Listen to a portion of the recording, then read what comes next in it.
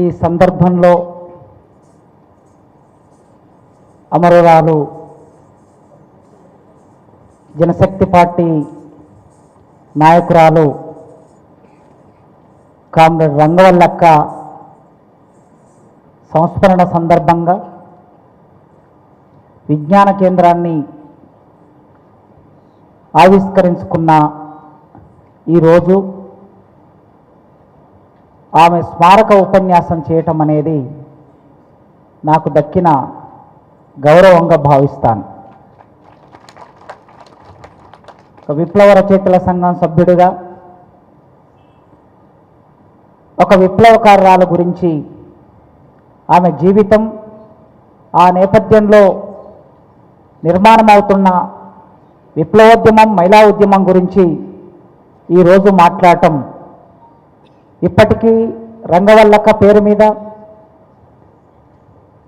స్త్రీలు కవయిత్రులుగా, రచయితలుగా, ఉద్యమకారులుగా వాళ్ళు పనిచేస్తున్న సందర్భంలో వారి పనిని గుర్తించి ఇప్పటి వరకు అవార్డ్స్ కూడా ఇస్తూ ఉన్నారు. బహుశా నాకు తెలిసి ఈ మొత్తం కాలంలో చాలామంది అవార్డు తీసుకున్నారు. ఆ సందర్భంలో స్మారక ఉపన్యాసాలు కూడా జరిగి ఉంటాయి. ఇవాళ వేములవాడలో ఒక ప్రత్యేక సందర్భంలో నేను మీ ముందు స్మారక ఉపన్యాసాన్ని ఇస్తూ ఉన్నాను. నాకు ఇచ్చిన అంశం విప్లవోద్యమంలో మహిళల పాత్ర.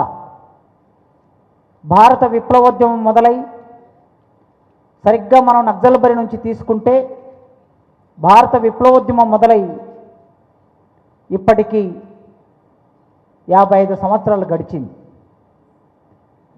ఈ 55 సంవత్సరాల కాలంలో ఈ భారతదేశ విప్లవోద్యమాన్ని నిర్మాణం చేయడానికి, రూపొందించడానికి, విస్తరించడానికి ఆకాశంలో సగమైన వాళ్ళు పోరాటంలో సగమయ్యారు. అనివార్యంగా పోరాటంలో సగమయ్యారు. ఆ క్రమం చూస్తే నక్సల్బరి పోరాటం ఒక రకంగా ఆనాడు అమరులైన వాళ్ళలో స్త్రీలు ఉన్నారు, చిన్నపిల్లలు ఉన్నారు, పురుషులు ఉన్నారు. సహజంగా దేశవ్యాప్తంగా, ప్రపంచవ్యాప్తంగా ఎక్కడ ఏ దాడి జరిగినా ఆ దాడిలో మొట్టమొదలు ఆ దాడికి గురయ్యేది చిన్నపిల్లలు, ఆ తర్వాత రెండో వారు స్త్రీలు. అది సామ్రాజ్యవాదుల యుద్ధమైనా, పెట్టుబడిదారుల యుద్ధమైనా, అది ప్రపంచ యుద్ధమైనా, రెండు దేశాల మధ్య జరిగే యుద్ధమైనా, ఆధిపత్య వర్గాలు కింది వర్గాల మీద ప్రయోగించే హింస అయినా, లేదా ప్రభుత్వం పోరాటాల మీద, విప్లవోద్యమం మీద ప్రయోగించే అణిచివేత రాజ్యహింస అయినా సరే అందులో బలయ్యేది మొదట మహిళలు. అందుకే నక్సల్బరిలో ఆదివాసి మహిళలు, ఆదివాసులు భూమి కోసం, భుక్తి కోసం, విముక్తి కోసం కేవలం అడవిని మాత్రమే ఆధారం చేసుకొని జీవితం, మైదాన ప్రాంతంతో సంబంధం లేని జీవితం, పోడు వ్యవసాయం మాత్రమే చేయగలిగిన పరిజ్ఞానం, భూమిని ఎట్లా చదును చేయాలి, ఎట్లా విత్తనాలు వేయాలి, కలిపెట్ల తీయాలి, పంటను ఎట్లా సాదుకోవాలి, కోతెట్ల కోయాలో తెలియని ఆదివాసులు ఈ దేశంలో ఇప్పటికీ ఉన్నారు. 1965 ఈ ప్రపంచంలో కమ్యూనిస్టు పార్టీ చరిత్రలో గ్రేట్ డిబేట్ జరిగింది. ప్రపంచవ్యాప్తంగా కమ్యూనిస్టు పార్టీలో 2 శిబిరాలు ఏర్పడ్డాయి. ఒక శిబిరానికి రష్యా నాయకత్వం వహించింది, మరో శిబిరానికి చైనా నాయకత్వం వహించింది. ఈ 2 శిబిరాల మధ్య జరిగిన ఆ చర్చ ఇక సామ్యవాదం, సోషలిజం అనేది వర్గ పోరాటం అవసరం లేదు, సామరస్యం ద్వారా సోషలిజం వస్తుంది అనే ఆలోచన విధానం రష్యా నుంచి బయలుదేరింది. 63, 64, 65 నాటికి వచ్చేసరికి చర్చ తీవ్రమైంది. వర్గ పోరాటం లేకుండా ప్రపంచం మారదు, వర్గ పోరాటం లేకుండా పాలక వర్గాలు మారవని ఒక సత్యమైన సూత్రాన్ని, శాస్త్రీయమైన సూత్రాన్ని పక్కకు పెట్టి సామరస్యంతో సోషలిజం వస్తుంది అనే భావాన్ని ముందుకు తీసుకొచ్చారు. సరిగ్గా అప్పుడు సామరస్యంతో రాజ్యాలు ఏర్పడవు, సామరస్యంతో ప్రజారాజ్యం ఏర్పడదు, సామరస్యంతో సోషలిజం రాదు, సామరస్యంతో నూతన ప్రజాస్వామిక విప్లవం విజయవంతం కాదు. వర్గ పోరాటం ద్వారా మాత్రమే సోషలిజం వస్తుంది, నూతన ప్రజాస్వామిక విప్లవం వస్తుందని ఆ డిబేట్ను సుదీర్ఘకాలం నడిపిన వాడు చైనా విప్లవపిత మావో. అప్పుడు భారతదేశంలో చైనా నుంచి విసిరిన ఆ గాలులు, ఆ వసంత మేఘ గర్జన భారతదేశం వెనక్కి వచ్చింది. కమ్యూనిస్టు పార్టీ 1964 నాటికి సిపిఐ పార్టీగా ఉన్న ఆ పార్టీ రెండుగా విడిపోయింది. 1964లో సిపిఎం పార్టీ బయటకు వచ్చింది. సిపిఎం పార్టీ ఎందుకు బయటకు వచ్చిందో మీరు ఆనాటి మొట్టమొదటి డాక్యుమెంట్లు చదివిన వాళ్ళు ఉండి ఉంటారు, పరిశీలించండి. భారతదేశంలో నూతన ప్రజాస్వామిక విప్లవం జరగాలి, వర్గ పోరాటం జరగాలి. ఆ వర్గ పోరాటానికి పక్కన పెట్టి సిపిఐ పార్టీ పార్లమెంటులోకి వెళ్ళింది అని విమర్శ పెట్టి సిపిఐ పార్టీలో ఒక వర్గం ముందుకొచ్చింది. ఈ దేశంలో భూమి కోసం, భుక్తి కోసం వర్గ పోరాటం నడవాలి. వర్గ పోరాటానికి తిలోదకాలు ఇచ్చిన వాళ్ళు, పార్లమెంటులో అసెంబ్లీలో కూర్చోవడానికి సిద్ధపడిన వాళ్ళు వర్గ పోరాటాన్ని పక్కన పెట్టారనే ఆలోచన ముందుకు తీసుకొచ్చారు సిపిఐ పార్టీలో కొందరు. ఆ ముందుకొచ్చిన వాళ్ళు వర్గ పోరాటం చేయాలని అనుకున్నప్పుడు ఆ వర్గ పోరాటం ఏ రూపంలో ఉంటుంది, సందర్భాన్ని బట్టి ఏ రూపమైనా తీసుకోవచ్చు. కానీ వర్గ పోరాటం మొదలు పెట్టాలనుకుంటే ఆ పార్టీలోకి చాలామంది సిపిఐ నుంచి సిపిఎంలోకి వెళ్ళారు. అట్లా 1964లో సిపిఎం పార్టీ ఏర్పడింది. ఏ ప్రాతిపదిక మీద ఏర్పడింది సిపిఎం పార్టీ? వర్గ పోరాటం అనే ప్రాతిపదిక మీద ఏర్పడింది.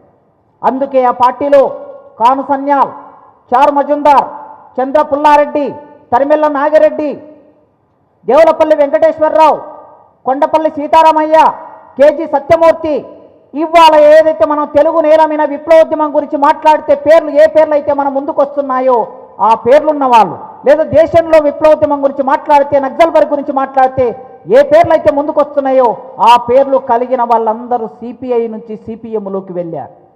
ఎందుకు వెళ్ళారంటే వర్గ పోరాటం చేస్తుంది అని వెళ్ళారు. మరి వర్గ పోరాటం చేయాలంటే ఒక ప్రయోగం, ఎక్కడో ఒకట ప్రయోగాన్ని మొదలు పెట్టాలి. ఆ ప్రయోగాన్ని మొదలు పెట్టడం కోసం డార్జిలింగ్ జిల్లా సిపిఎం పార్టీ కార్యదర్శి చారు మజుందార్ ఆ ప్రయోగాన్ని మొదలుపెట్టాడు. అక్కడ ఆ ప్రయోగాన్ని మొదలుపెట్టినప్పుడు ఆదివాసీ రైతుల మీద ఆధిపత్యం ఎవరికున్నది? జోతేదారులకున్నది. పశ్చిమ బెంగాల్ రాష్ట్రంలో జోతేదారులు అంటే భూస్వాములని అర్థం. ఈ భూస్వాములు ఆధిపత్యం చెలాయిస్తున్నారు. సామాన్య రైతులకి, ఆదివాసీ రైతులకి పండించిన పంట మీద హక్కు లేదు, హక్కు లేకుండా చేశారు. చివరికి ఆ భూమి పట్ట ఎవరి చేతిలో ఉంటుందంటే ఎన్నడూ ఆ భూమి మీద కాలు మోపని జోతేదారుల పేర్ల మీద పట్ట ఉంటుంది, కానీ భూమిని సాగు చేసేది రైతులే.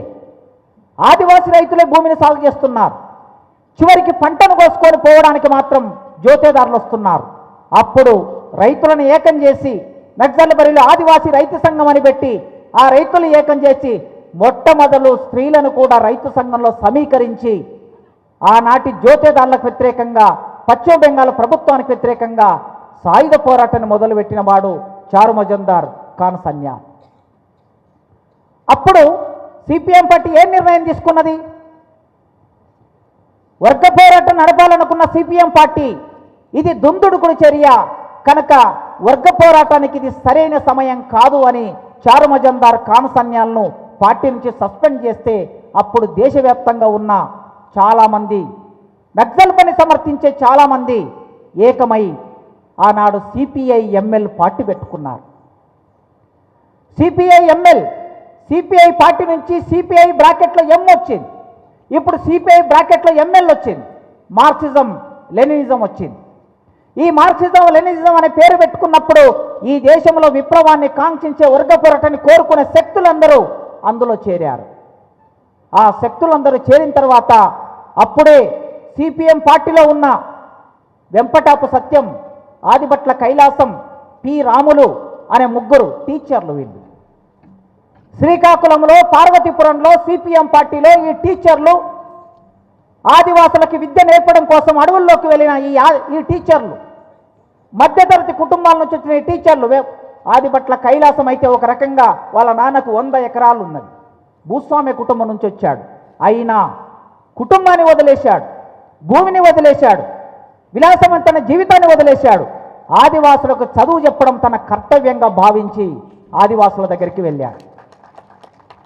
ఇవాళ టీచర్లుగా ఉద్యోగం వస్తే నీకు పోస్టింగ్ ఎక్కడ కావాలయ్యా అంటే, నాకు హైదరాబాద్లో పోస్టింగ్ ఇస్తే బాగుంటుంది, కాకపోతే సిరిసిల్లనైనా లేకపోతే వేములవాడనైనా అని అడిగే ఈ రోజులు చూస్తాం మనం.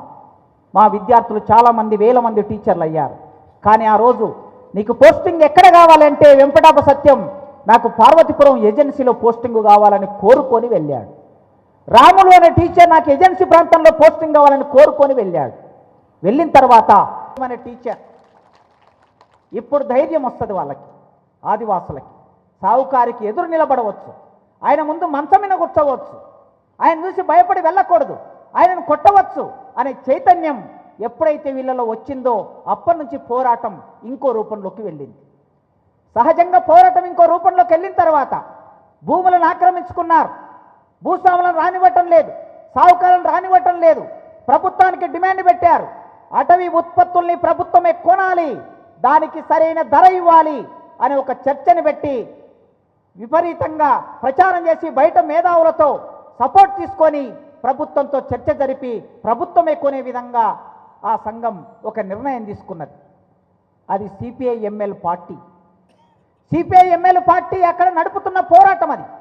ఆ పోరాటాన్ని చూసిన ప్రభుత్వం అదిరిపోయింది. అక్కడికి కొద్ది దూరంలో లేవిడి దగ్గర సభ జరిగితే, ఆదివాసీ రైతు కూలి సంఘానికి సంబంధించిన సభ జరిగితే ఆ సభకు అందరూ తరలిపోతూ ఉన్నారు. ఆ సభకి నాయకత్వం వహించినటువంటి వాళ్ళలో స్త్రీలు కూడా ఉన్నారు. వాళ్ళందరూ వెళుతూ ఉంటే గరుడభద్ర గ్రామం దగ్గర భూస్వామి సభకి వెళుతున్న ఆదివాసుల మీద కాల్పులు జరిపాడు తన దగ్గర ఉన్న తుపాకీతో. కాల్పులు జరిపితే ఇద్దరు కోరన్న మంగన్న అనే ఇద్దరు ఆదివాసీ రైతులు కూలీలు అమరులయ్యారు. నక్సల్బరీ పోరాటం తర్వాత శ్రీకాకుళంలో మొట్టమొదటి అమరత్వం ఇదే. కోరన్న మంగన్న అనే ఆదివాసీ రైతుల అమరత్వమే మొదటి అమరత్వం. ఆ అమరత్వం జరిగిన తర్వాత స్త్రీలు, రైతులు, కూలీలు సమావేశం పెట్టుకొని పార్టీ నాయకత్వంలో ఆదివాసీ రైతు కూలి సంఘం, రైతు సంఘం నాయకత్వంలో సమావేశం పెట్టుకొని ఖచ్చితంగా దీనికి బదులు తీసుకోవాలి. ఇక అనివార్యంగా ఎట్లయితే భువనగిరి ఆంధ్ర మహాసభలో రావి నారాయణ రెడ్డి, దొడ్డి కొమరయ్య అమరత్వం తర్వాత, బందగి అమరత్వం తర్వాత ఇక అనివార్యంగా మనం ఆయుధం పట్టక తప్పదు అని పిలిపించి తెలంగాణ రైతాంగ సాయుధ పోరాటానికి ఎట్లయితే అది బీజం పడిందో సరిగ్గా అదే పద్ధతిలో కోరన్న మంగన్న మరణించిన తర్వాత, అమరులైన తర్వాత దీనికి ప్రతీకారం తీర్చుకోవాలని చెప్పి గరుడభద్ర గ్రామం మీనికి స్త్రీలు, కొందరు రైతులు కలిసి వెళ్ళి ఆ భూస్వామిని గొడ్డలితో నరికి చంపారు, తీర్చుకున్నారు. ఇక పోరాటం, వర్గ పోరాటం ఏ రూపంలో ఉంటుందో ఆ రూపంలోకి వెళ్ళింది.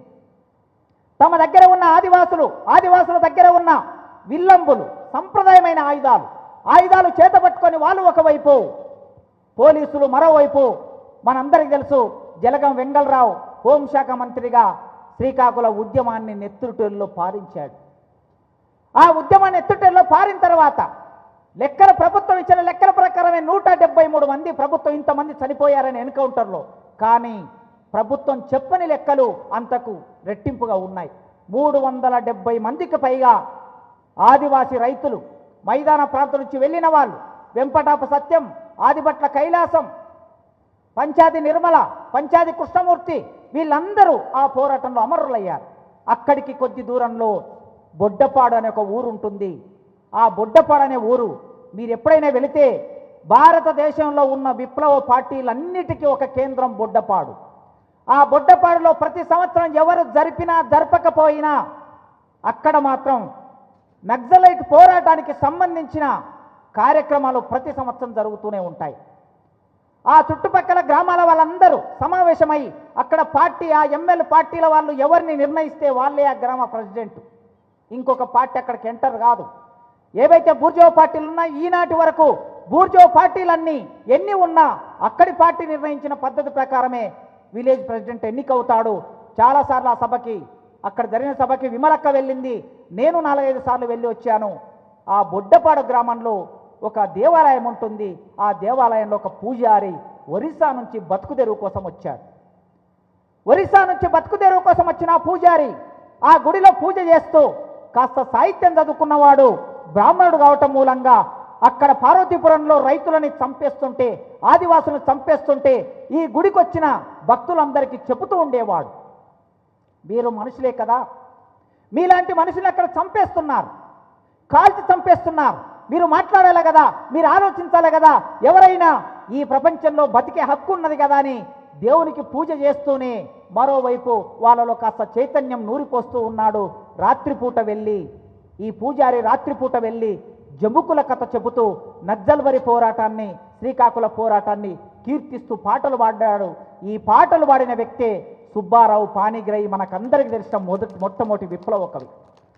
విప్లవ రచయితల సంఘానికైనా, అరుణోదయ సాంస్కృతిక సమాఖ్యకైనా, జన్నట్ట వంటలకైనా వీటన్నిటికీ ఆద్యుడు ఎవరు అంటే సుబ్బారావు పాణిగ్రాహి. ఎరుపంటే కొందరికి భయం భయం, పసిపిల్లలు వారికన్నా నయం నయం, ఉదయించే సూర్యునిలో ఎరుపున్నదిరా అని పాడి, ఎరుపంటే అపాయము కాదు, అపాయాల్ని తీర్చే ఉపాయం ఎరుపు అని చెప్పిన వాడు సుబ్బారావు పాణిగ్రాహి. ఆ సుబ్బారావు పాణిగ్రాహిని కూడా తీసుకెళ్ళి ఎన్కౌంటర్ చేసి చంపేశారు ఈ ప్రభుత్వం. ఇట్లా శ్రీకాకుళ పోరాటం నెత్తుటేరుల్లో ముంచబడింది. మరి ఇక్కడ స్త్రీలు లేరా? ఇప్పుడు నేను ప్రస్తావించిన పంచాయతీ కృష్ణమూర్తి భార్య నిర్మల, ఈ నిర్మల పోరాటంలోకి వచ్చింది. పోరాటంలోకి వచ్చిన తర్వాత ఒక ప్రధాన సమస్య ఎజెండా మీదకి వచ్చింది. స్త్రీ పురుషుల మధ్యన సంబంధాలు ఎట్లా ఉండాలి, ఉద్యమంలో సంబంధాలు ఎట్లా ఉండాలి, బయట సంబంధాలు ఎట్లా ఉండాలి, భర్తలు ఉద్యమంలోకి వెళ్తే మరి భార్యల పరిస్థితి ఏమిటి, ప్రభుత్వం పోలీసులు వచ్చి ఇంటి మీద దాడి చేసి భార్యలు వేధిస్తున్నారు, భూస్వాములు ఒకవైపు, ప్రభుత్వం మరోవైపు, పోలీసులు ఇంకోవైపు, చుట్టుపక్కల ఉండే వాళ్ళు మరోవైపు, ఈ కుటుంబాల పరిస్థితి ఇట్లా ఉన్నప్పుడు పార్టీ ఒక నిర్ణయం తీసుకున్నది. స్త్రీలు ఎవరైనా సరే తమకు తాముగా చైతన్యవంతమై పోరాటంలోకి వస్తే ఆ పోరాటంలోకి ఆహ్వానించడానికి పార్టీ నిర్ణయం తీసుకొని ఆహ్వానించింది. మరి ఆహ్వానించిన తర్వాత రెండో సమస్య ముందుకు వస్తుంది. ఏం సమస్య? భార్య భర్తల మధ్య ఉండే లైంగిక సంబంధంలో భాగంగా మళ్ళీ ఇక్కడ బాధితులు స్త్రీలే అవుతారు. సమస్య మళ్ళీ స్త్రీలదే అవుతుంది. ఆమె గర్భం ధరిస్తే బిడ్డని కనాలనా, బిడ్డని వద్దనుకోవాలనా అనే ప్రశ్న ముందుకొచ్చింది పార్టీలో. విప్లవోద్యమం స్త్రీ సమస్యను ఎట్లా అర్థం చేసుకున్నది, విప్లవోద్యమంలో స్త్రీలు ఎలా పనిచేశారనే విషయాన్ని మనం అర్థం చేసుకోవాలంటే ఇదో ఇక్కడ శ్రీకాకుళ పోరాటం నుంచి అర్థం చేసుకోవాలి. అప్పుడు పార్టీ ఏమన్నదంటే, ఆనాటి పార్టీకి ఉన్న అవగాహన ప్రకారం ఈ విషయంలో బిడ్డల్ని కనాలనా, బిడ్డల్ని పెంచాలనా, బిడ్డల్ని వద్దనుకోవాలనే నిర్ణయం స్త్రీలకే వదిలివేశారు. కానీ స్త్రీల సమస్య మాత్రమే కాదు కదా, స్త్రీలు మాత్రమే నిర్ణయం తీసుకునేది కాదు కదా. కానీ అంత మేరకి పార్టీకున్న అవగాహన కనుక అప్పుడు బిడ్డల్ని కన్నారు. బిడ్డల్ని కన్న తర్వాత ఒకరోజు ఎన్కౌంటర్ జరుగుతున్నది. పంచాయతీ నిర్మల బిడ్డ ఉన్నది, తనతో పాటు ఎన్కౌంటర్ జరుగుతూ ఉన్నది. ఈ బిడ్డ ఏడుస్తే పోలీసులకు తెలుస్తుంది, పోలీసులు వచ్చి చంపేస్తారు. ఇట్లాంటి పరిస్థితి మీరు ఆలోచించండి. విప్లవోద్యమంలో ఒక ప్రధాన సమస్య ముందుకొచ్చింది. ఆ ప్రధాన సమస్య ముందుకొచ్చినప్పుడు ఆ రోజు నిర్మల నిర్ణయించుకున్నది, పార్టీ బిడ్డన ఈ రెండే విషయాలు తన ముందున్నాయి. ఇప్పుడు తప్పనిసరిగా తన రక్తం పంచుగా పుట్టిన బిడ్డ జీవితం ఎంత ముఖ్యమో అంతకు రెట్టింపు పార్టీ ముఖ్యం. ఎందుకంటే ప్రజలే తన బిడ్డలు అనుకున్న తర్వాత ఇక బిడ్డల ప్రస్తావన ప్రాధాన్యత అక్కడ ఉండదు. అందుకే అక్కడున్న ఒక రైతుకు ఆ బిడ్డను అప్పజెప్పేసి ఉద్యమంలోకి వెళ్ళిపోయి మొట్టమొదటి విప్లవోద్యమ నిర్మాణంలో ప్రధాన పాత్ర వహించిన ఆ బొడ్డపాడ గ్రామానికి సంబంధించిన నిర్మల ఈ భారతదేశ విప్లవోద్యమానికి మూలం. ఒక స్త్రీగా ఒక చైతన్యం, మనందరికీ చైతన్యం. తర్వాత విప్లవోద్యమంలోకి వెళ్ళిన వాళ్ళందరికీ చైతన్యం నిర్మల. ఆ నిర్మల బిడ్డని కాదనుకొని పోయింది. ఇంకా చాలామంది ఉద్యమంలో ఉన్న ప్రతి ఒక్కరికి భార్యలు ఉన్నారు.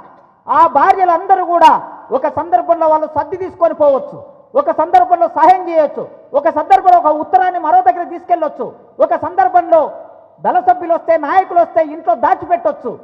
ఏదో సందర్భంలో ఖచ్చితంగా అయితే ఆదివాసులు లేకపోతే మైదానంలో స్త్రీలు విప్లవోద్యమంలో భాగంగా ఆనాటి నుంచి ఈనాటి వరకు కొనసాగుతూ ఉన్నారు. ఉద్యమం ఆగిపోయింది, నిర్బంధం తీవ్రమైంది, చంపేశారు. చంపేసిన తర్వాత ఉద్యమం అలా ఆగిపోయాక ఆ ఉద్యమ ప్రభావం మెల్లగా తెలంగాణ వైపు ప్రసరించడం మొదలైంది. సరిగ్గా అక్కడ శ్రీకాకుళంలో పోరాటం జరుగుతున్నప్పుడే ఇక్కడ గోదావరి లోయ, ములుగు, మంతిని ప్రాంతంలో, ఆదిలాబాద్ కొన్ని ప్రాంతాల్లో తెలంగాణ రైతాంగ సాయుధ పోరాటాన్ని విరమించినా కూడా మేము విరమించమని చెప్పి ఆయుధాన్ని దాచిపెట్టుకొని పోరాటాన్ని మొదలుపెట్టారు కొందరు. సమాంతరంగా శ్రీకాకుళానికి సమాంతరంగా ములుగు, మంతిని, ఆదిలాబాద్ జిల్లాలో పోరాటం నడిచింది. ఆ పోరాటం ఇంకా ఎరుపెక్కే క్రమం, రూపొందే క్రమం, నిర్మాణమయ్యే క్రమం ప్రత్యేక తెలంగాణ ఉద్యమం. ఆ ప్రత్యేక తెలంగాణ ఉద్యమం ఎందరిని తయారు చేసింది? ఎప్పుడైనా కాలం పదునెక్కుతూ ఉంటే ఆ పదునెక్కే కాలం నుంచి యవ్వన ఉత్తేజంతో నాయకత్వం ముందుకు వస్తుంది. మీ అందరికీ తెలుసు, ఇవాళ రంగవల్లక్క అయినా లేదా రాజన్న అయినా ఇంకెవరైనా ఆనాటి ప్రత్యేక తెలంగాణ ఉద్యమంలో యువకులుగా, విద్యార్థి యువకులుగా పదునెక్కిన ఆ తరం ఎటువైపు చూసిందంటే నక్సల్బరి వైపు, శ్రీకాకుళం వైపు. ఈ విప్లవాకులు లెచ్చటివని అడిగితే శ్రీకాకుళం వైపు చూడమని చెప్పాలి. వెంపటాపు సత్యం ఎవ్వరని అడిగితే ప్రజల మాస్టర్ అని ఎలిగెత్తి చాటాలి అనే నినాదం అట్లొచ్చింది తెలంగాణకి. తెలంగాణకు వచ్చిన ఆ నినాదం మెల్లగా విస్తరిస్తున్నప్పుడు 1970ల నాటికి వచ్చేసరికి విప్లవ రచయితల సంఘం ఏర్పడింది. 72 వచ్చే నాటికి జన్నాట్య మండలి ఏర్పడింది. అదే కాలంలో అరుణోదయ ఏర్పడింది. 74కు వచ్చేసరికి ప్రగతిశీల మహిళా సంఘం ఏర్పడింది. 74లోనే పీడీఎస్ ఏర్పడింది. 74లోనే ఆర్ఎస్యు ఏర్పడింది. 75 వచ్చే నాటికి ఎమర్జెన్సీ వచ్చింది. ఈ మొత్తం క్రమంలో చూడండి, విద్యార్థులు నిజామాబాద్ జిల్లాలో ఒక పాఠశాల విద్యార్థిగా, జూనియర్ కాలేజీ విద్యార్థిగా, డిగ్రీ కాలేజీ విద్యార్థిగా, అప్పటికే తండ్రి సోషలిస్టు భావాలు కలిగిన తండ్రి ఇంట్లో ఉన్నప్పుడు ఆ తండ్రి తీసుకొచ్చిన రష్యా పుస్తకాలు, తెలుగులో అనువాదమైన రష్యా పుస్తకాలు తీసుకొచ్చి కథలైన, చరిత్ర అయిన చిన్న చిన్న పుస్తకాలు అమ్మాయికి అందిస్తూ ఉంటే ఆ పుస్తకాలని చదివిన అమ్మాయి పాఠ్య పుస్తకాలు మాత్రమే కాకుండా ఇతర పుస్తకాలు, ఇతర సాహిత్యం చదివి చైతన్యవంతమై స్కూల్లోకి వెళ్ళి ఆ స్కూల్లో క్లాసులో కూడా మొదటి ర్యాంకు సంపాదించుకొని అట్లా ఎదుగుతూ వచ్చింది. జూనియర్ డిగ్రీ కాలేజీకి వచ్చేసరికి దేశంలో విప్లవోత్తేజం మొదలైంది. ఎమర్జెన్సీ వచ్చింది. ఎమర్జెన్సీ కాలంలో ఎందరో విద్యార్థి నాయకుడిని చంపేశారు. జార్జ్ రెడ్డి అమరత్వం మొత్తం భారతదేశం అంతా వ్యాపించింది, ఆ ప్రభావం పడింది. జంపాల ప్రసాద్ ఆయన అమరత్వం, రామ్ నర్సయ్య అమరత్వం చాలామంది విద్యార్థుల్ని పోరాటానికి పురికొలిపింది. సూరపనేని జనార్దన్ ఎమర్జెన్సీ కాలంలో 5 మంది విద్యార్థులను తీసుకెళ్లి గిరాయిపల్లి అడవుల్లో కాల్చి చంపితే ఆ ప్రభావం విద్యార్థి యువతరం మీద పడింది. ఈ మొత్తం క్రమాన్ని మనం చూసుకుంటూ వస్తే రంగవల్లక్క ఇదో ఈ చారిత్రక సందర్భంలో రూపొందింది. మిత్రులారా, ఎవరైనా సామాన్యులు అసామాన్యులుగా మారుతారు. సామాన్యులు అసామాన్యులుగా మారటం, సామాన్యులు వీరులుగా మారటం, సామాన్యులు యోధులుగా మారటం ఇది ఎక్కడో ఆకాశం నుంచి ఊడిపడదు. సామాన్యులు అసామాన్యులుగా మారటం, యోధులుగా మారటం, వీరులుగా మారటం సమాజ గర్భంలో నుంచి వస్తారు, సమాజ చలనంలో నుంచి వస్తారు, సామాజిక రాజకీయ ఉద్యమాల్లో నుంచి వస్తారు. అట్లాంటి ఒక రాజకీయ, ఆర్థిక, సామాజిక ఉద్యమాల్లో రూపొందిన విద్యార్థి నాయకురాలు రంగవల్లక్క. ఈ విద్యార్థి నాయకురాలు అక్కడి నుంచి తన ఆచరణని హైదరాబాద్కు తీసుకొచ్చింది. ఉస్మానియా యూనివర్సిటీలో ఎంఏ ఫిలాసఫీలో ఇవాళ నేను అక్క గురించి మాట్లాడుతున్నానంటే ఒక రకంగా ఆమె చదువుకున్న ఆ యూనివర్సిటీలో నేను చదువుకునే అవకాశం లభించింది. ఆమె చదువుకున్న ఆ యూనివర్సిటీలో ఇవాళ నేను ప్రొఫెసర్గా పనిచేసే అవకాశం వచ్చింది. ఆమె పనిచేసిన పీడీఎస్యూలో నేను మొదటి తరం విద్యార్థి రాజకీయాల్లోకి వచ్చినప్పుడు మొట్టమొదలు నేను ఫిలాసఫీ క్లాసు పీడీఎస్యూ సంఘంలోనే మొదటి ఫిలాసఫీ క్లాసు విన్నాను.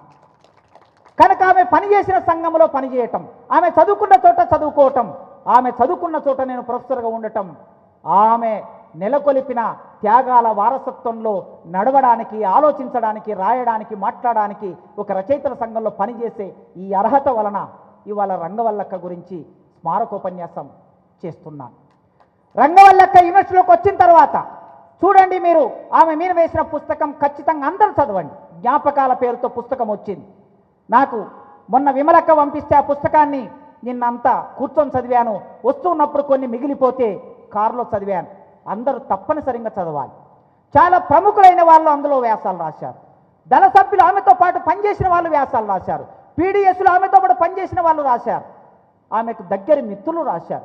వీళ్ళందరి జ్ఞాపకాలు చూస్తే ఒక మామూలు మనిషి ఉద్యమ నాయకురాలుగా మారటం అనేది చాలామంది నాయకులు మారారు. కానీ ఆమె నడయాడిన చోట, ఆమె నడుచిన చోట, ఆమె ప్రభావం నుంచి ఏ మనిషి బయటికి వెళ్ళలే. ప్రేమాస్పదురాలు.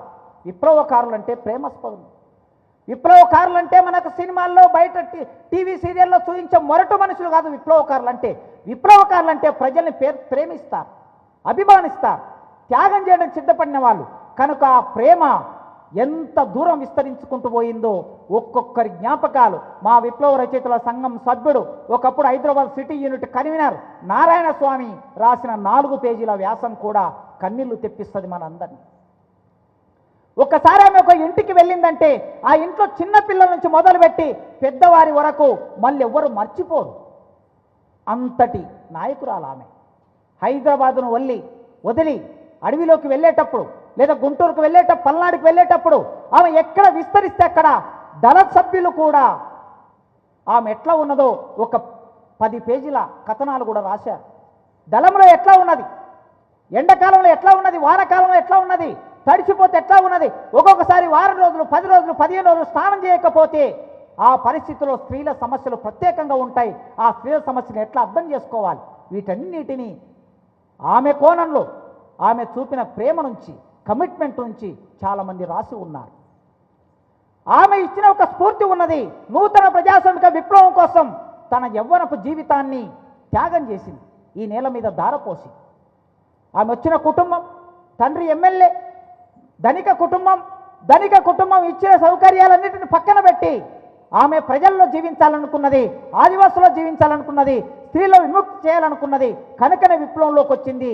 ఆమె అమర్రాలు అయిన క్రమాన్ని మీరు ఒక్కసారి గమనించండి. 1990వ దశకం 1990 దశకం నాటికి విప్లవ పార్టీలని ఏకమై జనశక్తి పార్టీ ఏర్పడింది.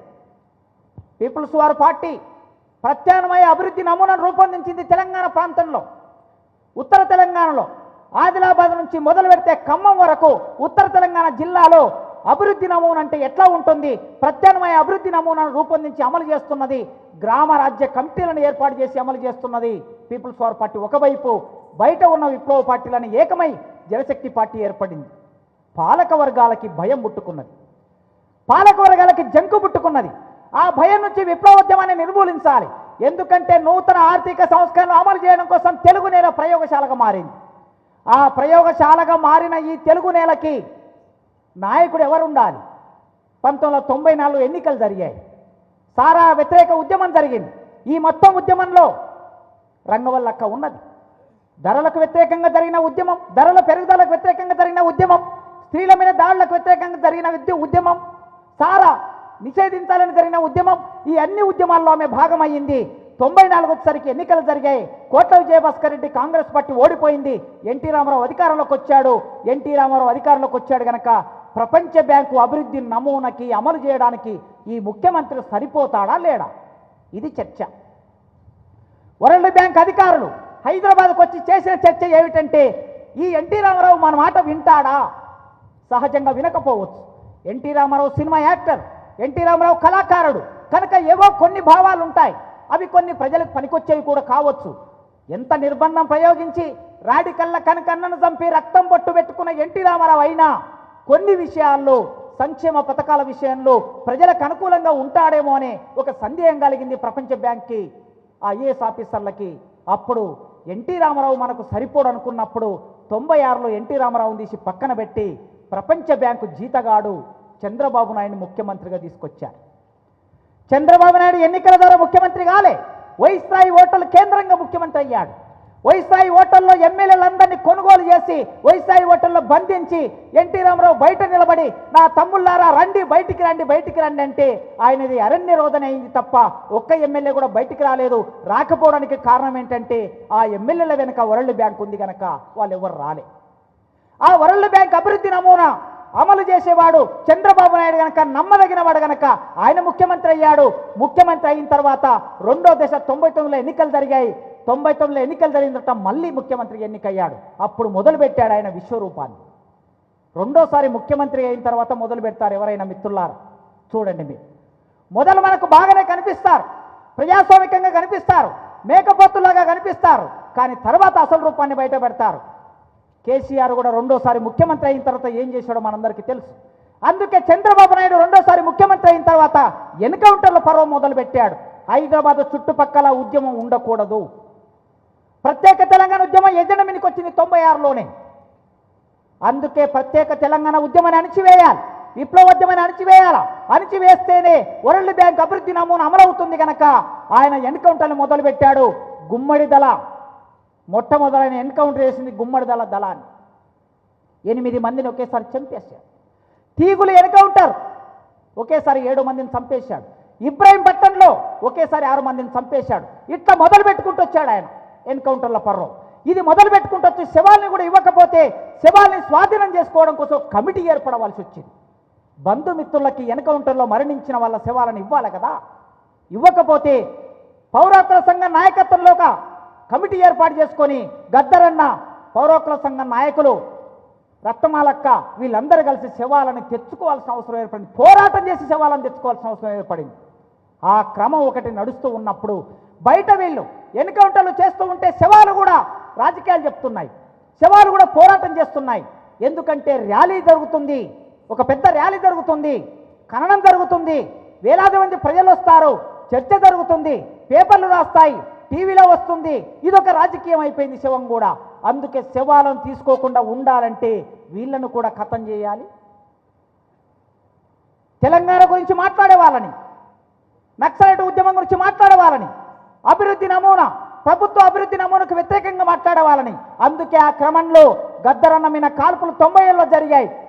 99లో బెల్లి లలితని కిడ్నాప్ చేసి 17 ముక్కలు నరికేశాడు. 99 మేలో మారోజు వీరన్నను చంపేశారు. 99లోనే పీపుల్స్ వార్ పార్టీ కేంద్ర నాయకత్వం బెంగళూరులో పట్టుకొని సంతోష్ రెడ్డి, ఆదిరెడ్డి, శీలం నరేష్ ముగ్గురిని సజీవంగా పట్టుకొని ఇక్కడికి తీసుకొచ్చి ఎన్కౌంటర్ చేసి చంపారు. మీరు ఈ క్రమం అర్థమైతేనే మనకి అక్క ఎన్కౌంటర్ ఎందుకు జరిగిందో అర్థమవుతుంది. విప్లవోద్యమాన్ని ఒక్కొక్క దాన్ని నిర్మూలించుకుంటూ వచ్చే క్రమంలో మేధావి వర్గంగా ఉన్న వాళ్ళు ఉద్యమంలోకి పోయినప్పుడు ఆ మేధావులు ఉద్యమానికి నాయకత్వం వహిస్తారు, విప్లవోద్యమాన్ని విస్తరింపజేస్తారు.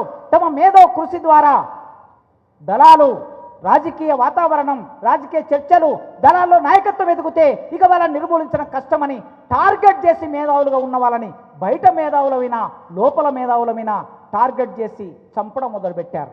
ఆ క్రమంలో నిజంగా ఎంతమంది, ఇప్పుడు అక్క చెప్పారు కదా ముందు, ఎన్కౌంటర్ జరిగినప్పుడు నలుగురే కదా, అక్కడున్నది నలుగురే. రంగవల్లి అక్కను చంపినప్పుడు నలుగురే.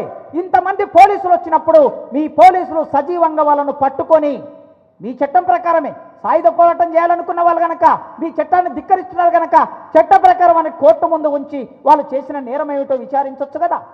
విచారించకుండా 2 స్త్రీలని 2 పురుషులని చంపేసి మేధో కృషి చేస్తున్న సమాజాన్ని మార్చాలంటారు కదా మీరు. ఏం మార్పు అంటారు? మీరు అనుకునే మార్పు కాదు, ప్రజల కోణంలో మార్చాలనుకున్న వాళ్ళు మీకు ఇష్టం ఉండరు. అందుకే ఒక ఎమ్మెల్యే కూతురని కూడా చూడకుండా, అంటే రాజ్యానికి ఇక్కడ వర్గ పోరాటం నడిపే వాళ్ళు ఎవరు అనేది కాదు, వర్గ పోరాటం నడిస్తే దానికి నాయకత్వం వహిస్తే ఎవరు అనేది ప్రమేయం లేకుండా వాళ్ళు స్త్రీల, పురుషుల, పై కులాల వల్ల, కింది కులాల వల్ల, ఎమ్మెల్యేల, బంధువుల ఇవేమి చూడరు. అందుకే రంగవల్లక్కను చంపేశారు. ఎన్కౌంటర్లు జరగడానికి ఇది ఒక రాజకీయ వాతావరణం. ఈ రాజకీయ వాతావరణం నుంచి చూస్తే ఈ దేశంలో విప్లవోద్యమ నిర్మాణం అయినప్పుడు మహిళా సమస్యను ఎట్లా అర్థం చేసుకున్నది, కుల సమస్యను ఎట్లా అర్థం చేసుకున్నది. 1975లోనే ప్రగతిశీల మహిళా సంఘం, 74లో ప్రగతిశీల మహిళా సంఘం ఏర్పడింది. 1980-81 నాటికే ఆదివాసీ జనతన క్రాంతికారి మహిళా సంఘం ఏర్పడింది దండకారణ్యంలో. ఉత్తర తెలంగాణ ప్రాంతంలో ఉత్తర తెలంగాణ మహిళా విముక్తి సంఘం సంస్థ ఏర్పడింది. మహిళల కోసమే సంఘాలు పెట్టి పనిచేయడం మొదలుపెట్టారు. మైదాన ప్రాంతంలో మహిళా సంఘం, దండకార్యంలో మహిళా సంఘం, ఉత్తర తెలంగాణలో మహిళా సంఘం. ఈ మహిళా సంఘం ఎందుకు అవసరం వచ్చింది? ఎందుకంటే విప్లవం అనేది ఈ దేశంలో మహిళలని కూడా విముక్తి చేసేది. విప్లవం అనేది ఒక సృజనాత్మక ప్రక్రియ, విప్లవం అనేది ఒక కళాత్మక ప్రక్రియ. విప్లవం అనేది మొత్తం సమాజంలో ఉన్న వాళ్ళని, దళితులైనా ఆదివాసులైనా మహిళలైనా అణిచివేతకు గురయ్యే ప్రతి ఒక్కరిని అడ్రస్ చేస్తుంది. అది అందరితో మాట్లాడుతుంది, అందరిని సమీకరిస్తుంది, వాళ్ళందరినీ విముక్తి చేస్తుంది. కనుక విప్లవం తప్పనిసరిగా మహిళా సమస్యను గుర్తించాలి. ఏమి సమస్య ఉంది మహిళలకి? ఈ దేశంలో మహిళలకు అదనంగా ఉన్న సమస్య ఏమిటి? భారతదేశంలో మహిళలంటే రెండో శ్రేణి పౌరులే, మొదటి శ్రేణి పౌరులు కాదు. మొదటి శ్రేణి పౌరులు అంటే ఎవరు? మగవాళ్ళు. ఈ దేశంలో ఉన్న సనాతన ధర్మం గుర్తించేది, హైందవ ధర్మం గుర్తించేది, క్రైస్తవ మతం గుర్తించేది, ఇస్లాం మతం గుర్తించేది, మతమైన కులమైన భూస్వామ్యమైన ఏం గుర్తిస్తుందంటే మగవాళ్ళే మనుషులు అంటుంది, ఆడవాళ్ళు మనుషులు కాదంటుంది. మనువాదం ఏం చెప్పింది? ఆడవాళ్ళు చదువుకోవద్దని చెప్పింది, ఆడవాళ్ళు గడప దాటొద్దని చెప్పింది, ఆడవాళ్ళు మగవాళ్ళకు వ్యతిరేకంగా మాట్లాడొద్దని చెప్పింది. ఆడవాళ్ళు మగవాడి చేతి కింద ఉండాలి, మగవాడి కాలు కింద ఉండాలి, మగవాడు చెప్పినట్లు వినాలి, మగవాడికి సుఖాన్ని ఇవ్వాలి, మగవాడికి పిల్లల్ని కనిచ్చే యంత్రంగా మాత్రమే ఉండాలి అని మనువాదం చెప్పింది. ఆడది చదువుకుంటే, చదువుకున్న ఆడది అన్నం పెడితే, చదువుకున్న ఆడది కంచంలో అన్నం పెడితే నీ కంచంలో పెట్టిన అన్నం పురుగులుగా మారిపోతుంది అని రాసేది మనువాదం. అధ్యాయం 8 మనువాదంలో అధ్యాయం 8 తీసి చూడండి మీరు. ఆడవాళ్ళు అన్నం పెడితే పురుగులుగా మారిపోతుందంట చదువుకున్న ఆడవాళ్ళు. ఇంత దుర్మార్గంగా ఈ దేశంలో రాశారు. రాసినప్పుడు మరి సమాజం ఏం చూస్తుంది? ఆమెకు హృదయం ఉన్నది, మనలాగా మగవాళ్ళలాగా ఆమెకు హృదయం ఉన్నది కదా, ఆ హృదయం స్పందిస్తుంది కదా, ఆమెకు మెదడు ఉన్నది కదా మనలాగే, ఆ మెదడు ఆలోచిస్తుంది కదా, ఆమెకు మనసు ఉన్నది కదా, ఆ మనసు ప్రేమిస్తుంది కదా. ప్రేమించిన ప్రేమ అక్కర్లేదు, స్పందించే హృదయం అక్కర్లేదు, ఆలోచించే మెదడు అక్కర్లేదు. మగవాడు చెప్పిందే ఆడది పాటించాలనే ఒక దుర్మార్గమైన పద్ధతిని దేశంలో నెలకొల్పారు. దాన్ని ఎవడైనా అడ్రస్ చేశాడా? ఎవడైనా పట్టించుకున్నాడా? సంస్కరణ పద్ధతిలో ఒక గురిజాడ, ఒక కందుకూరి, ఒక రాజా రామ్మోహన్ రాయ్, ఒక ఈశ్వర్ చంద్ర విద్యాసాగర్, అంతకన్నా ముందే మహాత్మా జ్యోతిరావు పూలే కొంత మేరకు ఈ మహిళలని అర్థం చేసుకొని వాళ్ళని ఇంటి నుంచి బయటికి తీసుకొచ్చే కొంత ప్రయత్నం జరిగింది. కానీ అది సరిపోదు, అది సరిపోదని విప్లవోద్యమం భావించింది. మావో చెప్పాడు, సమాజంలో జనాభాలో సగం, పోరాటంలో సగం, ఆకాశంలో సగం, పోరాటంలో సగం. మీరు లేకుండా ఇక్కడ విప్లవం విజయవంతం కాదు అని మావో అక్కడ గుర్తించాడు. చైనా విప్లవంలో 1925లో చైనా కమ్యూనిస్టు పార్టీ ఏర్పడింది. సరిగ్గా అదే కాలంలో మన కమ్యూనిస్టు పార్టీ ఏర్పడింది. 1930-40కి వచ్చేసరికి అక్కడ సాయుధ పోరాటం జరుగుతున్నప్పుడు ఎందరో మహిళలు దళాల్లోకి వచ్చి దళాలకు నాయకత్వం వహించి ప్రజలు చైతన్యం చేసి నూతన ప్రజాస్వామిక విప్లవాన్ని విజయవంతం చేస్తున్న క్రమంలో మహిళా సమస్యని అర్థం చేసుకొని మావో ఇచ్చిన పిలుపు ఏమిటంటే ఆకాశంలో సగం, పోరాటంలో సగం. మీరు పోరాటంలో లేకుండా విముక్తి జరగదు, అందుకే మీరు పోరాటంలోకి రావాలి అని విప్లవోద్యమం అర్థం చేసుకున్నది. అది జనశక్తి పార్టీ అయినా, అది మావోయిస్టు పార్టీ అయినా, పీపుల్స్ వార్ పార్టీ అయినా. స్త్రీ సమస్య మొట్టమొదలు ఎక్కడికి వెళ్ళాలి? మొట్టమొదలు దళితుల ఇళ్లలోకి వెళ్ళాలి విప్లవోద్యమం. మాలమాదిగ ఇళ్లలోకి వెళ్ళాలి. మాలమాదిగ ఇళ్లలోకి ఎందుకు వెళ్ళాలంటే ఈ దేశంలో చిట్ట చివరి మనుషులు మాలమాదిగలే. భూమి లేని వాళ్ళు, గౌరవం లేని వాళ్ళు, ఉత్పత్తి పరికరాలు లేని వాళ్ళు, ఊరు నుంచి వెలివేతకు గురైన వాళ్ళు మాలమాదిగల గనక ఆ మనుషుల దగ్గరికి వెళ్ళినప్పుడు ఆ మనుషులు మనల్ని ఆదరిస్తారు. వాళ్ళ నుంచి మనం విప్లవోద్యమాన్ని నిర్మాణం చేయాలని భావించి మాలే అంటే ఈ ప్రాంతంలో చెప్పే వాళ్ళని అంటారు పెద్దలు. మిత్ర దేవేంద్రన్ ఇక్కడనే ఉన్నాడు. సిరిసిల్ల, జగిత్యాల, వేములవాడ ప్రాంతంలో మాలే, సిపిఐ మాలే అనే బ్రాకెట్లో ఉంటుంది కదా. మాలే అంటే ఇది మాలమాదిగల పార్టీ అనేవాళ్ళట. మాలమాదిగల పార్టీ అనేవాళ్ళట. అంతగా దళితుల దగ్గరికి వెళ్ళింది పార్టీ విప్లవోద్యమం. మరి దళితుల దగ్గరికి వెళ్ళినప్పుడు, ఇళ్లలోకి వెళ్ళినప్పుడు, బీసీల ఇళ్లలోకి వెళ్ళినప్పుడు సహజంగా ఎవరుంటారు ఆ ఇంట్లో? ప్రతి ఇంటిలో స్త్రీ ఉంటుంది కదా, ప్రతి ఇంటిలో ఒక భార్య ఉంటుంది, ఒక చెల్లి ఉంటుంది, ఒక అక్క ఉంటుంది, ఒక తల్లి ఉంటుంది. వారిని అడ్రస్ చేయటం ఏమిటి? వారి సమస్య ఏమిటి? ఆ ఊరిలో భూస్వామి ఉంటాడు, ఆ భూస్వామి లైంగికంగా వేధిస్తూ ఉంటారు స్త్రీలని. ఈ కుటుంబంలో దళితులైనా, వాళ్ళు సాకలైనా, మంగళులైనా, కురుమలైనా, గౌన్లైనా ఆ కుటుంబంలో ఉన్న పురుషులు పనిచేయడానికి కూలికి పోతే, గడెందునడానికి పోతే ఆ స్త్రీలు దొరల పొలాల్లో పనిచేయడానికి వచ్చినప్పుడు ఆ స్త్రీలని లైంగికంగా వేధించటం. కానీ ఏం చేస్తారు? మాట్లాడలేని పరిస్థితి, ఎదురు తిరగలేని పరిస్థితి. అప్పుడు విప్లవోద్యమం స్త్రీలకి అండగా నిలబడింది, ఆ దొరలకు వ్యతిరేకంగా పోరాటం చేసింది.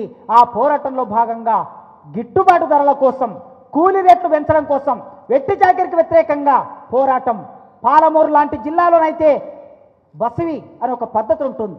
ఒక బిడ్డకి పెళ్లి చేసి ఆ బిడ్డని దేవుడికి వదిలేస్తారు. దేవుడికి వదిలేస్తే ఆ ఊరిలో ఉన్న పెద్ద మనుషులందరూ ఆ బిడ్డని, ఆ ఆడబిడ్డని ఉపయోగించుకుంటారు. ఇది దేశంలో కొనసాగుతున్న పద్ధతి. అందుకే దానికి వ్యతిరేకంగా పోరాటం చేశారు.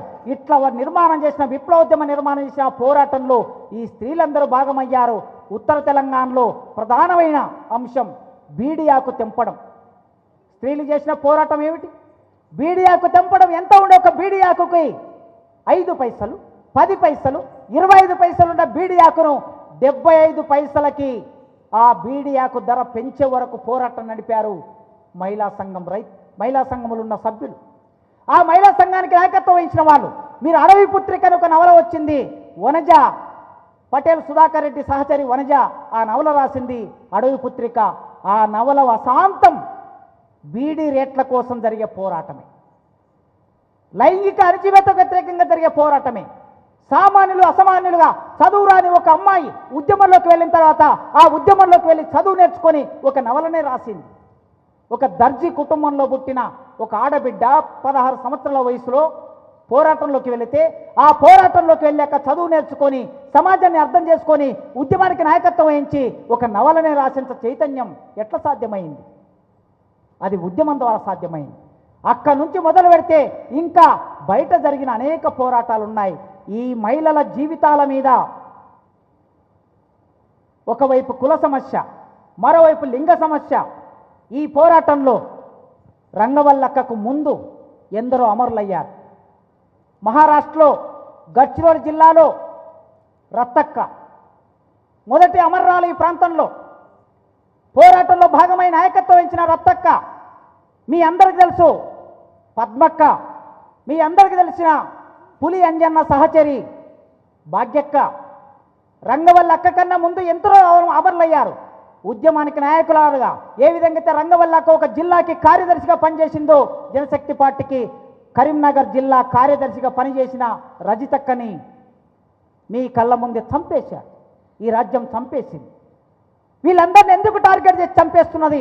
ఇవాళ దండకార్యంలో ఎన్కౌంటర్ జరిగిందంటే ఆ ఎన్కౌంటర్ శవాలలో విమలక్క ప్రారంభ ఉపన్యాసంలోనే కంటతడి పెట్టింది. ఈ కంటతడి పెట్టవలసిన అవసరం ఎందుకు వచ్చింది? ఏ ఎన్కౌంటర్ జరిగినా ఆ ఎన్కౌంటర్లో సగానికి పైగా మహిళలు ఉంటున్నారు. 10 మంది చనిపోతే అమరులవుతే 10 మందిలో 6 మంది మహిళలు ఉంటున్నారు. మహిళలు అనివార్యంగా విప్లవోద్యమమే వారి సమస్యకి పరిష్కారం అని అనుకుంటున్నది. అది ఆదివాసీ ప్రాంతమైనా, ఉత్తర తెలంగాణ అయినా, మైదాన ప్రాంతమైనా, ఎక్కడైనా సరే సరిగ్గా మహిళల్ని అర్థం చేసుకొని వాళ్ళ సమస్యకి పరిష్కారాన్ని ఇచ్చి వాళ్ళని విముక్తి చేసే కార్యరంగం విప్లవోద్యమం అనుకున్నారు కనుక, ఆ విప్లవోద్యమంలోకి వెళ్తున్నారు కనుక ప్రభుత్వానికి, పాలక వర్గాలకి, సామ్రాజ్యవాదులకి అది నచ్చక ఎన్కౌంటర్లు మొదలుపెట్టారు. అయినా ఇవాళ సమాజాన్ని చూస్తున్నాం మనం. ఈ సమాజంలో ఎన్ని దాడులు జరుగుతున్నాయి. విలువల రాహిత్యం, పార్లమెంటరీ నాయకత్వం దుర్మార్గమైన సంభాషణని చట్టసభలో చేస్తూ ఉన్నారు. ఒక రాజకీయ నాయకుడి మీద నీకు భిన్నాభిప్రాయం ఉంటే ఆ రాజకీయ నాయకుడికి మీద విమర్శ పెట్టాలనుకుంటే పాలసీ పరంగా విమర్శ పెట్టొచ్చు, అభివృద్ధి నమూనాలో విమర్శ పెట్టొచ్చు, సంక్షేమ పథకాల మీద విమర్శ పెట్టొచ్చు. ఈ విషయాలు ఎక్కడ చర్చనీయాంశం కావటం లేదు. ప్రజల సంక్షేమ పథకాలు చర్చనీయాంశం కావటం లేదు. భూమి చర్చనీయాంశం కావటం లేదు. విద్య చర్చనీయాంశం కావటం లేదు. నిరుద్యోగం చర్చనీయాంశం కావటం లేదు. ఏమైనా ప్రతిపక్ష వాళ్ళైనా అధికార పక్షమైనా వాళ్ళ ప్రైవేటు జీవితాల్లోకి వెళ్ళి వాళ్ళ స్త్రీల మీద చర్చ చేస్తున్నారు. ఈ పిల్లవాడి రూపు ఫలానైనా లేక ఉన్నది, ఈమె ఇట్లా ఉన్నది, ఆమె అట్లున్నది, ఈమె అప్పుడు ఇలా ఉన్నది అని మాట్లాడే దిగజారుడు విలువల సమాజంలో మనం జీవిస్తున్నాం. ఎన్నడైనా పార్లమెంటు రాజకీయ నాయకత్వం ఇట్లా మాట్లాడారా? సమాజంలో ఈ పరిస్థితి ఉన్నదా? విప్లవోద్యమం ఉన్నన్ని రోజులు, విప్లవోద్యమ ప్రభావం ఉన్నన్ని రోజులు సమాజం ఒక విలువలతో జీవించింది. సిరిసిల్ల, జగిత్యాల ఈ పోరాటాలు ఏం నేర్పాయి? ఈ తెలంగాణ నేలకి ఏం నేర్పాయి? ఒక చైతన్యాన్ని ఇచ్చాయి. ఈ తెలంగాణ నేలకి స్త్రీలు కూడా పాడే అవకాశం, ఆడే అవకాశం, నాయకత్వం వహించే అవకాశం, చదువుకునే అవకాశం, యూనివర్సిటీకి వచ్చే అవకాశం ఈ పోరాటాలు కల్పిస్తే ఇవాళ తిరిగి మరో పద్ధతిలో ఈ దేశంలో తిరోగామి భావజాలలో మనం ఈయనకి వస్తూ ఉన్నాయి. ఈ తిరోగామి భావజాలాలు వస్తూ ఉన్నప్పుడు పరిష్కారం ఏమిటి అని ఆలోచిస్తే ఈ పార్లమెంటరీ రాజకీయాల దగ్గర పరిష్కారం లేదు. ఎందుకు లేదంటే వీళ్ళ అభివృద్ధి నమూనా వరల్డ్ బ్యాంక్ అభివృద్ధి నమూనా, WTO అభివృద్ధి నమూనా, అమెరికా వాళ్ళ అభివృద్ధి నమూనా, ప్రజల అభివృద్ధి నమూనా కాదు. ఈ అభివృద్ధి నమూనాను అమలు చేయడానికి వీళ్ళు దేన్ని ఆశ్రయిస్తారంటే క్షీణించిన విలువల్ని ఆశ్రయిస్తారు. ఈ క్షీణించిన విలువలు ఎక్కడ ఉంటాయంటే క్షీణించిన విలువలు మనువాదంలో ఉంటాయి, క్షీణించిన విలువలు భారతంలో ఉంటాయి, క్షీణించిన విలువలు బైబిల్లో ఉంటాయి, క్షీణించిన విలువలు ఖురాన్లో ఉంటాయి. అందుకే మతాన్ని ఆశ్రయిస్తారు. మతాన్ని ఆశ్రయించి స్త్రీల మీద దాడులు చేస్తారు, పిల్లల్ని చంపేస్తూ ఉంటారు. ప్రపంచంలో జరిగే యుద్ధాల సందర్భం చూసినప్పుడల్లా కన్నీరు ఒలికని రోజు ఉండదు, కన్నీరు చిందని రోజు ఉండదు. ఎక్కడ ఏ బిడ్డ అమరులవుతారో, ఎక్కడ ఏ తల్లి చనిపోతుందో, ఎవరి మీద దాడి చేస్తారో, ఎవరిని తీసుకెళ్లి అత్యాచారం చేస్తారో, బడికి వెళ్ళిన బిడ్డ, కాలేజీకి వెళ్ళిన బిడ్డ క్షేమంగా ఇంటికి వస్తుందా రాదా అని తల్లి గుండె కొట్టుకుంటూ ఉంటుంది. ఈ స్థితిలో, ఈ సందర్భంలో రంగవల్ల కమరత్వం గురించి మాట్లాడుతున్నామంటే స్త్రీ విముక్తి పోరాటాలు అవి నూతన ప్రజాస్వామిక విప్లవంలో భాగంగా జరిగే పోరాటాలే స్త్రీని విముక్తి చేస్తాయి తప్ప ఇంకొక ప్రత్యామ్నాయ పోరాటాలు ఈ దేశంలో స్త్రీని విముక్తి చేసే అవకాశం లేదు. నూతన ప్రజాస్వామిక విప్లవంలో భాగంగానే దళితులైనా, ఆదివాసులైనా, బహుజనులైనా వాళ్ళ విముక్తి జరుగుతుంది తప్ప ఈ దేశంలో కుల సంఘాలు లేకపోతే ఈ దేశంలో కులాల మీద ఏర్పడిన పార్టీలో ఈ ప్రజలు విముక్తి చేస్తాయనే భ్రమలు మనకు అవసరం లేదు. ఎప్పుడైనా సరే మిత్రులారా, ఎవరి అవకాశాలైనా మరొకరు పొందడానికి వీల్లేదు, ఎవరి స్వాతంత్రాన్నైనా మరొకరు తీసుకోవడానికి వీల్లేదు. భారత రాజ్యాంగం ప్రకారం ప్రతి ఒక్కరికి సమానమైన అవకాశాలు దక్కాలి, ప్రతి ఒక్కరికి సమాన హక్కులు దక్కాలి. ఈ హక్కులు రానప్పుడు, అవకాశాలు రానప్పుడు పోరాటం చేయడానికి వెనుక విప్లవోద్యమం ఉంటేనే అది దళిత సంఘాలకైనా, దళిత పార్టీలకైనా, బహుజన సంఘాలకైనా, మహిళా సంఘాలకైనా ఎవరికైనా ఒక బలం ఉంటుంది, ఒక ముందుకు నడిచే తత్వం వస్తుంది. విప్లవోద్యమం లేనప్పుడు ఇవాళ మనం చూస్తున్నాం, ఈ తెలంగాణ నేల మీద చూస్తున్నాం ఏం జరుగుతుందో, దోపిడీ ఎట్లా విస్తరిస్తుందో. అందుకే ఆలోచించండి, మెల్లగా ఆలోచించడం మొదలు పెట్టండి. ఆలోచన వెంపటాపు సత్యంలాగా ఆలోచించండి, ఆలోచన చారు మజుందార్ లాగా ఆలోచించండి, ఆలోచన గురిజాడ అప్పారావు లాగా ఆలోచించండి, ఆలోచన సుబ్బారావు పానిగ్రాయలాగా ఆలోచించండి, శ్రీశ్రీగల్లాగా ఆలోచించండి, రంగవల్లి అక్కలాగా ఆలోచించండి. లేదా మీరు తండ్రులైతే రంగవల్లి అక్క తండ్రి నరసింహారావు లాగా పుస్తకాలు తెచ్చి మీ బిడ్డలకు ఇవ్వండి, సమాజంలో జ్ఞానాన్ని విస్తరించండి. ఆ జ్ఞానాన్ని విస్తరించడం కోసమే ఈ కేంద్రం, విజ్ఞాన కేంద్రం. ఈ సమాజానికి జ్ఞానం అవసరం లేదు, అవసరం లేదని ఎవరు భావిస్తారు? పాలక వర్గాలు భావిస్తారు. పాలక వర్గాలు భావిస్తారు కనుక ఒక తప్పుడు ఆలోచన విధానాన్ని మన ముందుకు తీసుకొస్తారు. ఈ దేశ నాయకత్వం, భారతదేశంలో శాస్త్రవేత్తలు, ప్రొఫెసర్లు కూర్చున్న సమావేశంలో, జరుగుతున్న సమావేశానికి ఈ దేశ నాయకుడు వచ్చి ఏం మాట్లాడతాడంటే భారతదేశంలో సైన్స్ ఎప్పుడో అభివృద్ధి చెందిందని మాట్లాడుతున్నాడు. ఎప్పుడు అభివృద్ధి చెందిందంట? 3000 సంవత్సరాల కిందట అభివృద్ధి చెందిందట. 3000 సంవత్సరాల కింద అభివృద్ధి చెందిన సైన్స్ ఏమిటంటే ఆ రోజు ఎవరో కౌరవులు కుండల్లో పుట్టారట. కౌరవులు కుండల్లో పుట్టారంటే ఇవాళ టెస్ట్ ట్యూబ్ బేబీ ద్వారా పిల్లల్ని సృష్టిస్తున్నారు కదా. అంటే ఇవాళ టెస్ట్ ట్యూబ్ బేబీ ద్వారా పిల్లల్ని సృష్టించే టెక్నాలజీ భారతదేశంలో 1000 సంవత్సరాల కిందట కుండల్లో పిల్లల్ని పుట్టించారని చెప్తున్నాడు ఈ దేశ నాయకుడు. ఈ ప్రపంచం నవ్విపోతుంది, ఈ ప్రపంచంలోనే సైన్స్ నవ్విపోతుంది. ఒక బహిరంగ సభలో లేదా ఒక రాజకీయ మీటింగ్లో చెప్పిందంటే ఎవరైనా అర్థం చేసుకోవచ్చు. ఎక్కడ చెప్పాడు? శాస్త్రవేత్తల సమావేశంలో చెప్పాడు. భారతదేశంలో జరిగే సైన్స్ కాంగ్రెస్ సమావేశంలో చెప్పాడు. ఇంకో మాట ఏం చెప్తా అంటే ప్లాస్టిక్ సర్జరీ భారతదేశంలో 1000 సంవత్సరాల కిందట ఉన్నది. ముక్కు సరిగ్గా లేకపోతే, మూతి సరిగ్గా లేకపోతే ఒక దగ్గర నుంచి చర్మాన్ని తీసి మరో దగ్గర అతికిస్తారు. తొడ నుంచో చేతి నుంచో చర్మాన్ని తీసి ఇక్కడ ముఖం మీద కాలిపోతే ఆ కాలిపోయిన దగ్గర తొడ దగ్గర చర్మాన్ని తీసి ఇక్కడ అంటిస్తారు, మంచి చేస్తారు. ముక్కు వంకర పోతే ముక్కును కూడా మంచి చేస్తారు. ఇప్పుడు సైన్స్లో డెవలప్ అయింది, డాక్టర్లు చేస్తున్నారు. ఆ పెద్ద మనిషి ఏం చెప్తారంటే ఇది ఎప్పుడో మన దగ్గర చేశారు. వినాయకుడు తలం తీసేశాడు శివుడు, మళ్ళీ ఏనుగు తలం తీసుకొచ్చి వినాయకునికి పెట్టాడంటే ఎప్పుడో ప్లాస్టిక్ సర్జరీ భారతదేశంలో ఉంది కదని మాట్లాడుతున్నాడు. ఇది నేనో నీవో కాదు, ఈ దేశ అధినేత మాట్లాడుతున్నాడు. ఈ దేశ అధినేత సైన్స్ కాంగ్రెస్లో మాట్లాడుతున్నాడు. అంటే ఎక్కడికి నడిపిస్తున్నారు? దేశాన్ని వెనక్కి నడిపిస్తున్నారు. స్త్రీలు చదువుకోవద్దని మాట్లాడుతున్నారు ఎంపీలు, మంత్రుల స్థాయిలో ఉన్నవాళ్ళు. స్త్రీలు ఇంట్లల్లో ఉండాలి, కుల వ్యవస్థ ఉండాలి, స్త్రీలు తక్కువగా మనుధర్మాన్ని మళ్ళీ మనువాదాన్ని ముందుకు తీసుకురావడం కోసం ఒక రాష్ట్రంలో మనువు విగ్రహాన్ని తీసుకొచ్చి కోర్టు ముందు పెట్టారండి. రాజస్థాన్ రాష్ట్రంలో కోర్టు ముందు పెట్టారు మనువు విగ్రహం తీసుకొచ్చి. మనువాదమే ఈ దేశానికి పరిష్కారం అని మాట్లాడుతున్నారు. అంటే మళ్ళీ సమాజాన్ని వెనక్కి నడిపిస్తున్న సందర్భంలో మనం రంగవల్లక్క విజ్ఞాన కేంద్రాన్ని ఆవిష్కరించుకున్నాం. రంగవల్లక్క విజ్ఞాన కేంద్రం అంటే చదువు పోరాడు. ఈ పోరాటం ఎవరి కోసం? సామాన్య ప్రజల కోసం. ఆ సామాన్య ప్రజల విముక్తి కోసం. ఆ విముక్తి జరగటం అనేది ఇవాళ ఏ రూపంలోనైనా ఉండవచ్చు.